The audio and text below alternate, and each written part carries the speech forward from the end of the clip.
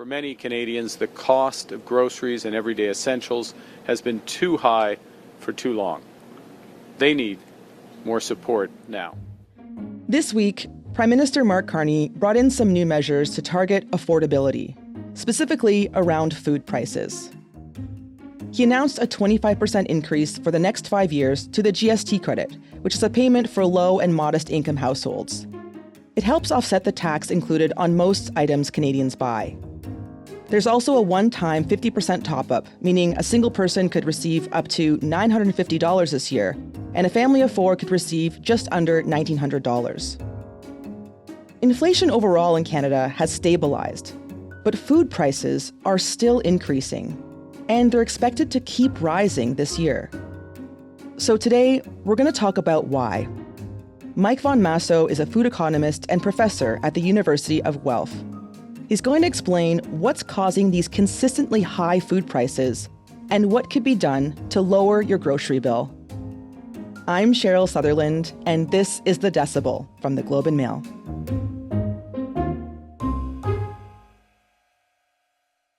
Hi, Mike. Welcome back to The Decibel. Well, thanks for having me. Let's start by getting a lay of the land. How are food prices looking right now? Well, I think there's two ways to look at that. The first is looking at the big picture, that high-level number. And we know that in 2025, we saw a 5% roughly increase in food prices. It's a big number. We know we're feeling that. But that doesn't mean all food prices went up 5%. What it means is that on average, the basket of goods that we analyze went up 5%. And so if we look at, for example, beef has gone up significantly and is pulling that up. It's also pulled up some of the other proteins. We know coffee has gone up significantly. We saw big increases in sugar. We saw some sort of small short-term increases during the year for things like lettuce. But there are also other things that haven't gone up in price as much. You know, milk is in about the 1% range. Vegetables are actually down year over year. And so overall, food prices on average are going up, some up much more than others. It's also worth looking at the monthly numbers. So just what happened in the month of December to see if there's a trend that's happening that isn't reflected in the annual number, because it reflects all the price increases in the last year. It doesn't say that's what happened in December. So we saw beef actually flatten and go down a little bit in the month of December. So there might be some hope that it's stopped its ascent. Coffee is still going up, but at a slower rate. So there's some room for optimism here. Right. Okay. Yeah. And so you mentioned some top lines here, like beef is up 16% year over year. Coffee is up 30%, which are pretty high numbers. And I want to talk about those two. So let's start with beef. We did an episode about the rise of beef prices, actually, a whole episode about what was going on there. But let's remind listeners about what's going on with the beef price. Well, beef prices are driven by a supply issue. So we had dry weather in the Western Canada for a couple of years in the early 2020s. That means there's less grass. It means there's less hay, which is what they feed over the winter. So if they have less feed, they have to have less cattle. And so we saw lots of farmers reduce their herds, and cows are the factory of the beef business. And, you know, so if you don't have as many cows, you have fewer calves, and calves turn into beef. So right now we have a supply issue. It's so basic economics 101, when supply is down, prices go up. That's going to take some time for the herds to rebuild. Right. You mentioned that the beef prices are actually pulling up other meat prices. Can you explain that? Well, what happens is we haven't seen a significant decrease in beef consumption. We've seen sort of a switch to cheaper cuts of beef to a degree, but there has been some impact on beef demand. And so we still need protein. So then we've increased the demand for some of those other proteins. And again, basic economics 101, when demand goes up, price goes up. Right. Okay. So yeah, people are maybe turning more to pork or poultry, and therefore like there's less product and therefore the price is going up. Yep. So we saw small increases in pork. Well, not small, sort of 5%. Chicken was a little less than that. Interestingly enough, turkey hasn't gone up a whole lot. I think we don't think of turkey as a real protein alternative. We tend to think of it as Thanksgiving, Christmas. But if consumers are looking for a protein that is not going up as much in price, thinking about how to prepare and eat turkey outside of the holidays would be a way to get your protein without stretching your wallet quite as far. That's a good tip. Let's talk about coffee here, because that's another big inflation hike here. So why is coffee so expensive? Two reasons that coffee's going up. The big one is sort of coffee and chocolate to a degree are the canaries in the coal mine for climate change and warming. Those two plants are very, very sensitive to small changes in temperature, more so than a lot of other food crops. And so we're seeing yield reductions, we're seeing disease susceptibility. And so again, less coffee available, demand doesn't change, we see the price go up. Last year, it was also made a little bit worse by the fact that we saw retaliatory tariffs on coffee coming from the U.S. And you might say, well, we don't grow coffee in the U.S., and that's right. But some of our smaller roasters will buy from brokers in the U.S. So those brokers buy large volumes and then parse it up and sell it to small roasters. So it was coming from the other countries, actually getting tariffed on the way into the U.S. and then getting tariffed on the way to Canada. That ended at the end of August. And so we are starting to see some relief from the tariff and the inventory going through, but we're still having the climate impacts on coffee yields and quality. And that, again, isn't going to happen overnight, right? If you think about lettuce, which we saw go up dramatically in the month of November, the next crop of lettuce can come very quickly after that. So those price effects are relatively transient. But we have to replant coffee. We have to move it up the mountain a little bit, or move it to areas that were previously too cold. And those plants take a while to establish. So the transition will take some time. So you mentioned two factors that I want to get into here, climate change and tariffs. Let's start with tariffs. How much did tariffs impact food prices in Canada? Well, tariffs did not dramatically impact food prices in Canada, except for a couple of products. So coffee was one because it was put on. The federal government was quite selective in how they put tariffs on, and they put it on products that we had alternatives. So it was to hurt the U.S. producers without hurting Canadian consumers. So oranges and orange juice were one of the things that were on the list. So if you wanted fresh squeezed orange juice from Florida, that got more expensive, but we were importing oranges and orange juice concentrate from South America, reconstituting here, that didn't go up in price. So it depended what you wanted. We also saw sugar go up in price and candy, confectionery, so chocolate and candy, because sugar was also tariffed from the US. So there was a couple of things, some individual products that we saw go up in price, but they didn't affect food prices that much, except for those specific examples, which we should see resolved. Let's talk about climate change. That was the other big thing that you mentioned that has an effect on food prices. How has that impacted prices at the grocery store? Well, I think, we talked about coffee and cocoa, and that's sort of the slow warming that we're seeing and crops that are susceptible to that. The other thing that we talk about a little less is the increased variability and severity of extreme weather. So less about warming, but in November of last year, we saw lettuce prices in Canada go up 30%. And that's because 90% of the lettuce in November and the first half of December comes from Southern California. And that's for all of North America. And when they have a crop problem and they have a viral issue, reduction in yields and reduction in quality, so again, less lettuce available, we saw that price go up significantly. Less about the warming and more about the variability in water and extreme weather. Beef is due to extreme weather where we had 2 years of drought. And so I think we're seeing individual products be affected by variations in weather that aren't necessarily related to the warming. You may recall a couple of years ago that olive oil prices went through the roof. Oh, yes. And that was because the Mediterranean basin had a cooler than normal summer and a drier than normal summer. And in places like Spain, which is a big source of olive oil, we saw their yields go down 60%. Now, they recovered the next year, so it's not like coffee where we have that susceptibility to warming, but we saw big increases, and now we've seen them come down as yields have recovered. So I think we need to look at both of those things, and we can identify individual products which are affected by weather variability.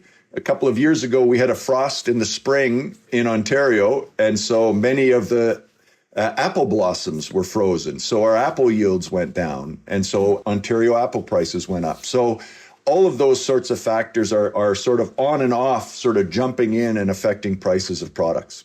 Yeah, sounds like volatile weather means volatile prices for food. You know, we're expecting food inflation to come back down to quote unquote more normal levels. But I think what we're going to see in the future is much more up and down of food prices for specific products because of that variability in weather.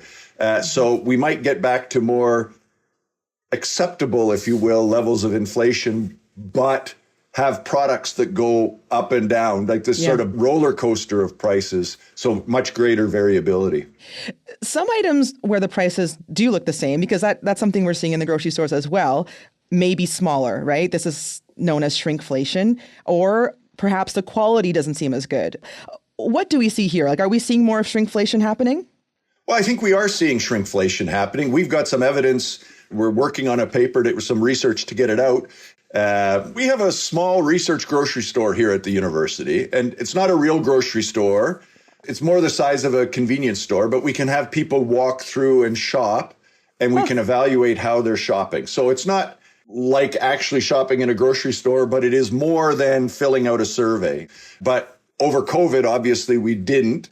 We were about to restock it and restart. And I said, well, wait a sec. Let's look at some of these products that were 5 or 6 years old and compare them to today's products. So we had sort of a serendipitous opportunity to look at, because it's hard to track because the companies don't tell us when they're doing smaller or bigger packaging. And so we could compare directly from the old packaging to the new packaging and do that evaluation. And we did see some evidence of some products getting smaller over the 5 years of this inflation, and they got smaller by more than their price came down, or their price didn't come down at all. So essentially, it looks like the price didn't change, but how much you got went down. Frankly, we also saw a couple of examples of products getting bigger and the price going up more than the package size went up.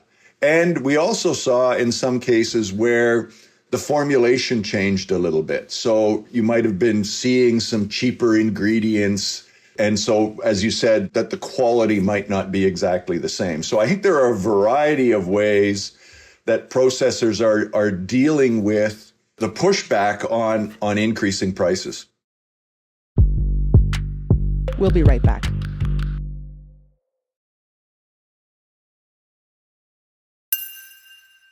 Let's talk about inflation in Canada versus the rest of the world.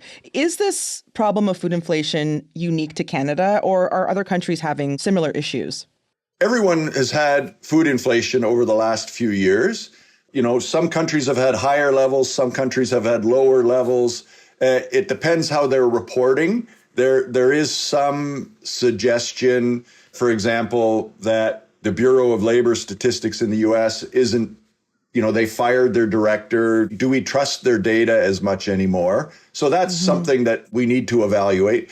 The other thing to think about is that food inflation, the top line number, is actually an average of a basket of goods that people will evaluate. So it's often hard to directly compare Canada with other countries. So Japan had a higher level of food inflation than we did last year. The UK had a slightly lower level of food price inflation than we did last year. Germany also had a lower level of food inflation. But if you look at the numbers underneath the high number, let's compare the UK, for example. The UK had a similar increase in beef prices, if not a little higher. They had some products go up more in price, some products go up less in price. And so the top line number matters because it means that the things that we prefer to eat, the things that they put in our basket to evaluate inflation, are getting more expensive. But we also have to consider the fact that we eat different things, so that it's the individual products that we should look at. As an example, we drink twice as much coffee as the US does. That's surprising. And so coffee will be a bigger part of our inflation number, a bigger part of that basket, so make our number look a little higher. We eat almost twice as much beef as the Germans do. And so, again, beef prices are going up, but that will reflect more in Canada's because we eat more. It'll be a more important part of the basket. So it's a little bit of comparing apples to oranges. It's not to say we're not feeling the pressure, but the comparison really should be done at the individual product level to get a more accurate reflection of whether this is circumstantial or whether it's a policy difference or a retail difference in the individual countries. Canada, big coffee drinkers and beef eaters. Yep. Okay, so inflation overall has started to come down. In December, it was at 2.4%, but food prices have remained high. Why is it so hard to bring food prices down? The big reason is food is a biological process, right? And so, we talked about beef and coffee. Those things aren't being driven by macro monetary policy and that sort of thing. They're being driven by circumstances beyond the control of producers and governments. And so we can't just say, you, federal government, bring prices down. Federal government has no control over Russia's invasion of Ukraine. Federal government has almost no control over climate change and, in fact, has started to reverse some of its climate policy, like the carbon tax. The federal government can't increase the number of cows on farms. And so, we say, why isn't it coming down? It's not coming down because it'll take a while for the beef herd to rebuild. It'll take a while for the coffee industry to move and adjust and increase its resilience. So if you think about it, we talk about monetary policy and interest rates as affecting inflation. And I would argue that food prices are less responsive to interest rate moves. So you increase interest rates to reduce demand, to moderate demand, right? So there's more incentive to save, there's less incentive to borrow. So if you think you can put off the purchase of a new computer, you can put off the purchase of a new set of headphones, you can put off the purchase of a new car, you can't put off the purchase of food. And so you might adjust your food demand a little bit depending on what you buy, but we're not affecting demand with interest rate policy as much as we are for other sort of hard goods. Mm-hmm. You mentioned that the government can't do much about the food prices, but the federal government is trying to address food affordability.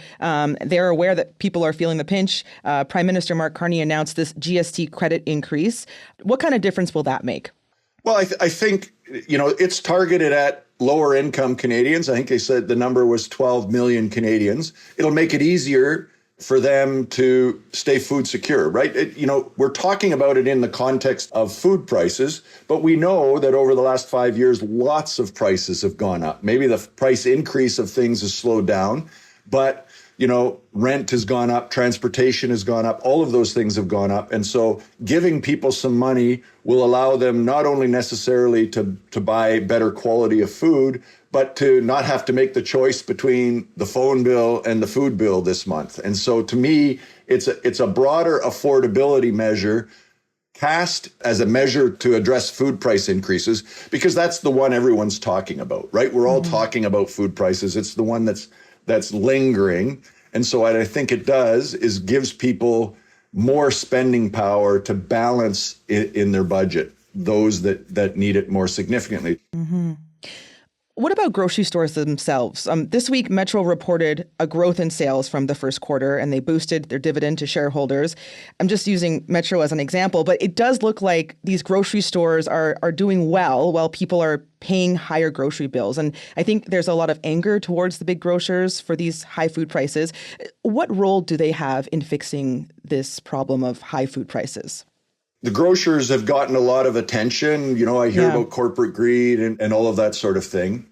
If you look at the ratio of operating profit, which sort of takes out depreciation and all of those sorts of things, operating profit as a percentage of revenue, those numbers haven't changed a whole bunch.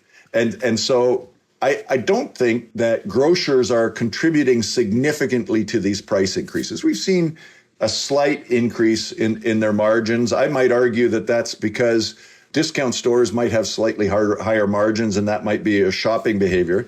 And so they're not necessarily making higher margins. They're making more money because the number is higher, right? The price is higher. Some people might argue, well, then they should shrink their margins, but it's not clear that they're driving it up. I would say I'd be more nervous of them slowing price decreases because it's much easier to hide a margin increase in a decreasing market than it is in an increasing market. So I think that grocers aren't driving this food price inflation, and we're seeing big profits, but not different margins. People are buying more at grocery stores. What they're buying is more expensive. So that number in between, that 5 or 6% number in between is getting a little bit bigger.